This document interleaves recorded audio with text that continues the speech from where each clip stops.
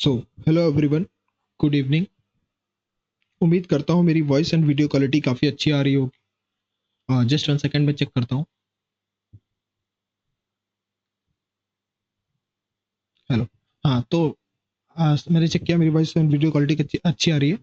चलिए मैं आपको सीधे टॉपिक पे लेके चलता हूँ। टॉपिक आज का ये है मेरा कि आज मैं डेमो मॉक में सेकंड नंबर मॉक में मैं कराऊंगा आपको जीके एंड जीएस का। जीके एंड जीएस भाई सबसे बड़ा ब्लेंडर है आज के दौर में। अगर कम्पिटेटिव एग्जाम की आप तैयारी करते हैं तो सबसे बड़ा ब्लेंडर यही है कि जीके जीएस को कैसे बीट किया जाए। तो जीके जीएस में भाई बीट करने का एक ही साधन है। मैं कहूंगा कि आप जिस भी बुक से या प्लेलिस्ट से या किसी भी टीचर से आप फॉलो कर रहे हैं, भाई प्रेजेंट टाइम में ज्यादातर आपने देखा होगा परमार सर का बहुत ज्यादा ट्रेंड है। ट्रेंड क्या भाई, ये कंटेंट देते हैं और कंटेंट पे ये वर्क भी करते हैं। बहुत से टीचर है वो पीडीएफ अपलोड या नहीं, ये कंटेंट पे वर्क करते हैं और बहुत अच्छा ये अपना परफॉर्मेंस देते हैं। तो बहुत अच्छा इनका प्रेजेंट टाइम पे तो यही ट्रेंड पे है। बाकी है सब तो नाम नहीं, इतना नहीं, लेकिन जो है वो तो है।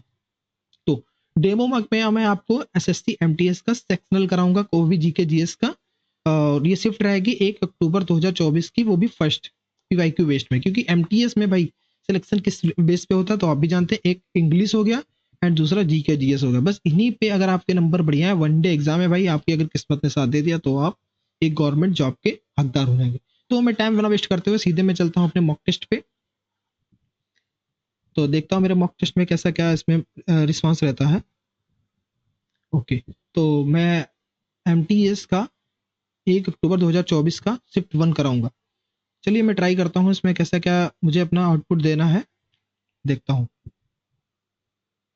क्योंकि मॉक एक ऐसी भूमिका भाई निभाता है जो आप कितना भी पढ़ लो, वही नहीं है कि आप कितना भी प्रैक्टिस कर लो, जब तक आपका परीक्षा ना हो तब तक आप बेकार है। तो वही चीज है, जैसे अगर मॉक है, मॉक एक समझ लीजिए प्रैक्टिस हो गई आपकी। जितना आप प्रैक्टिस करेंगे मॉक में उतना ज्यादा आपको बढ़िया अच्छा रिस्पॉन्स मिलेगा।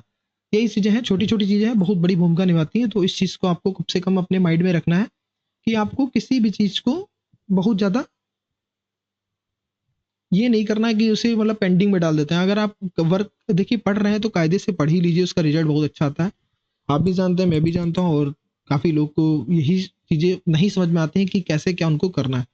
देन मैं स्टार्ट करता हूँ, हिंदी चूज करता हूँ, डिक्लेरेशन करता हूँ and I am ready to begin करता हूँ। देखता हूँ इसमें कैसे क्या मेरा बनता है।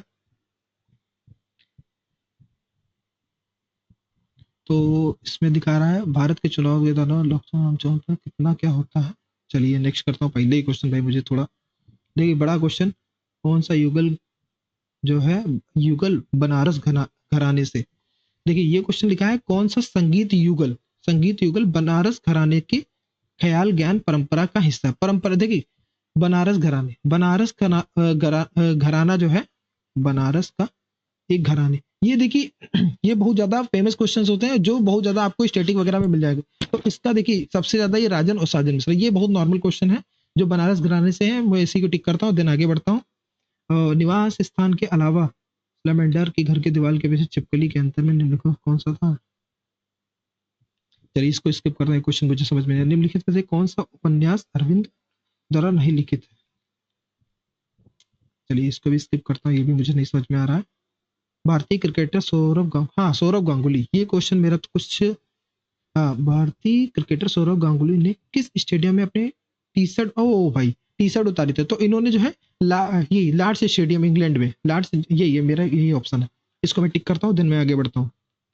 ये क्वेश्चन मेरा पढ़ा हुआ है, देन मैं इसको स्किप करता हूँ। पीएम स्वनिधि योजना, स्वनिधि योजना, हाँ पीएम स्वनिधि योजना की आवास के लिए थी।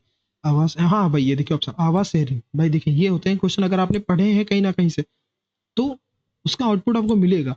देन मैं इसको कैंसिल करके आगे बढ़ता हूँ। नेक्स्ट में क्या है, निम्नलिखित में से किस अधिनियम के बाद भारत पर ब्रिटिश क्राउन ने के नाम से शासन होने लगे। तो ये हुआ था मेरा शायद लग रहा है 1800, चीज में मैं थोड़ा सा 1858 हुआ था या 1853, इससे थोड़ा मैं कंफ्यूजन में हूँ। 1853 लगाऊं या 1853 में चार्टर भारत भारत सरकार अधिनियम 58 लगाता हूँ, देखता हूँ मैं क्या जाता है इसमें ऑप्शन। हार्नबिल उत्सव किस राज्य में मनाया जाता है। ये भाई गोवा में। ठीक ठीक, इसको तो मैं टिक करता हूँ, ये मेरा बनाया जाता है। हार्नबिल जो उत्सव है ये गोवा के लिए भाई फेमस है, गोवा में ये बनाया जाता है। ये मेरा पढ़ा क्वेश्चन है। तो आपको करना यही है इन क्वेश्चंस में, अगर जो आपको पढ़े क्वेश्चन दिख रहे हैं उसको आपको टिक करना। तुक्केबाजी भाई इसमें बिल्कुल मत करना। देखिए जीएस एक ऐसा है, नंबर तो बहुत जल्दी दे देगा लेकिन इसमें गलत भी बहुत जल्दी हो जाते हैं। संसद रत्न पुरस्कार 2023 में निम्नलिखित में से किसने डॉक्टर एपीजे अचीवमेंट। ये भाई मेरा कुछ नहीं समझ में आ रहा है, इसको मैं हटाता हूँ। राष्ट्रीय न्यायिक आयोग विधेयक, जो राष्ट्रीय न्यायिक आयोग के निम्नलिखित न्यायाधीशों की नियुक्ति को विनिमय पढ़ने के लिए निजी सदस्य विधेयक राज्यसभा में प्रस्तुत की गई है। अभी मेरा नहीं समझ क्या रहा है, हटाओ उसको। मुगल बादशाह बाबर किस सूफी, हाँ ये क्वेश्चन देखें, ये क्वेश्चन देख पड़े। मुगल बादशाह बाबर किस सूफी सिलसिले के अनुयायी थे? तो वो किसके थे? चिश्ती के थे शायद। हाँ शायद मुझे लगा चिश्ती के ही थे। बाबर किसके थे कि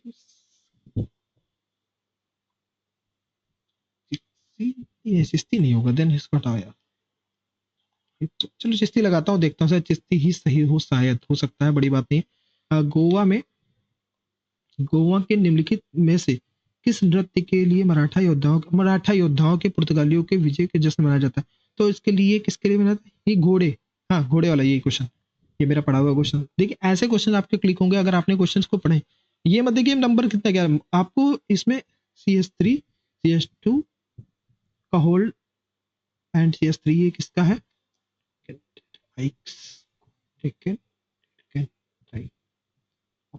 यही लगाइए, मुझे ये लग रहा है आइसो, क्योंकि हाँ CS3 लगा।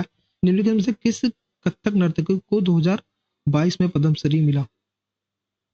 हाँ ये अस्थाना, इस ऑप्शन को लगाओ।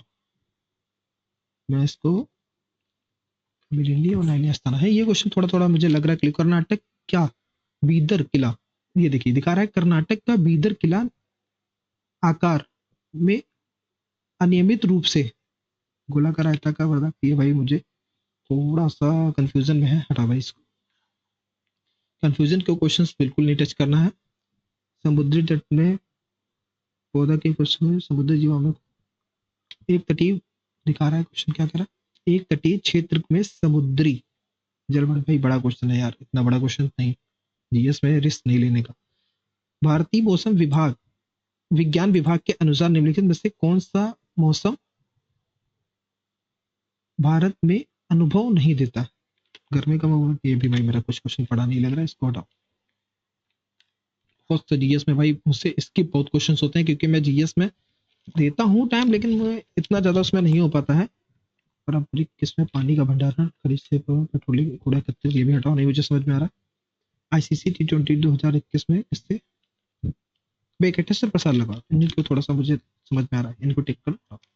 भारतीय संविधान में सार्वभौमिक वयस्क मताधिकार भारतीय नागरिक पर कितना? 18 वर्ष। भाई ये तो normal question.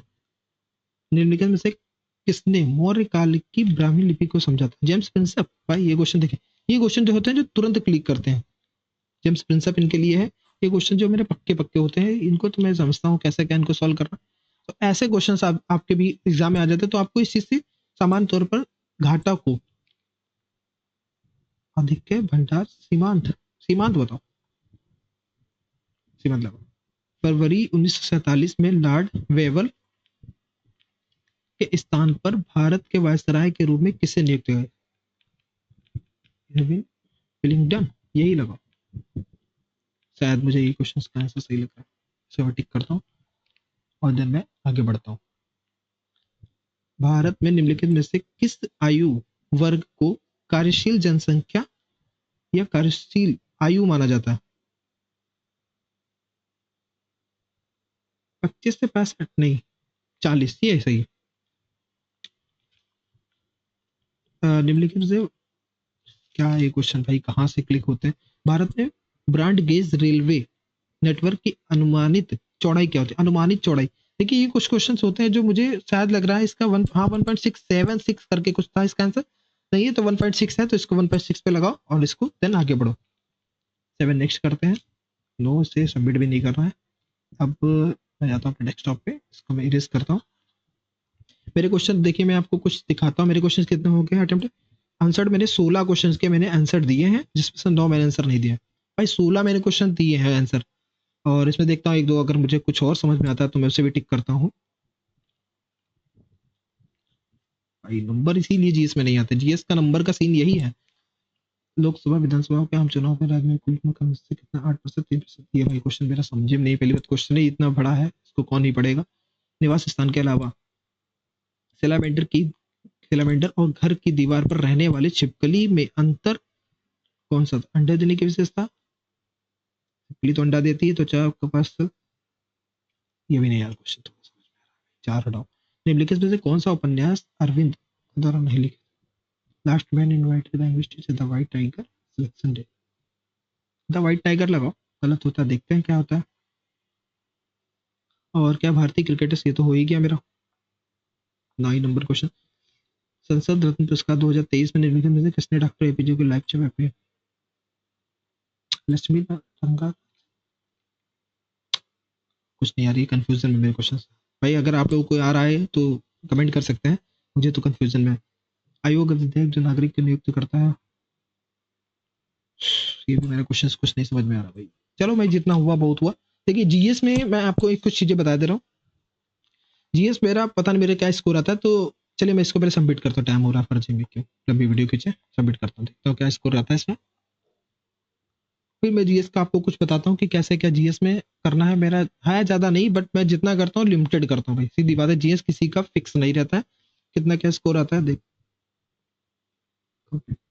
Oh my God, देखिए सिलेबस कितना गंदा मेरा इसमें भाई नंबर आया, 23 नंबर मेरा स्कोर आया है, और एक्यूरेसी भाई इतनी गंदी है। तो जीएस में भाई देख लीजिए, अब मैंने इसको इसलिए दिया, देखिए मेरे जीएस में कितना 58.82, ये मेरी एक्यूरेसी है भाई।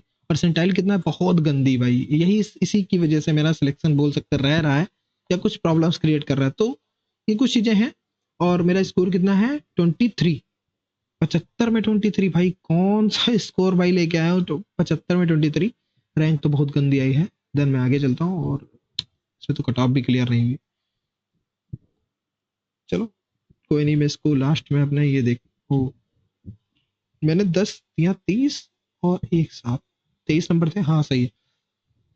मैंने क्वेश्चन किए, मेरे इसमें 10 क्वेश्चन सही हैं, मेरे क्वेश्चन इसमें 10 सही हैं, और एवरेज से मेरा स्कोर तब भी ठीक है, 3 नंबर ज्यादा है, और बाकी भाई टॉपर होते हैं, टॉपर का कौन ही क्या कहेगा। तो मेरे 10 क्वेश्चन इसमें जीएस में सही है, और 7 क्वेश्चन मेरे रॉन्ग है, 7 क्वेश्चन मेरे गलत हैं, और 10 क्वेश्चन सही है। वो भी मैंने बताया तो कि मैं एज इट इज कैसे एग्जाम में कर रहा हूँ, कैसे क्या पढ़ रहा हूँ, तो उसके लिए मैं कुछ सोर्सेस बताऊं।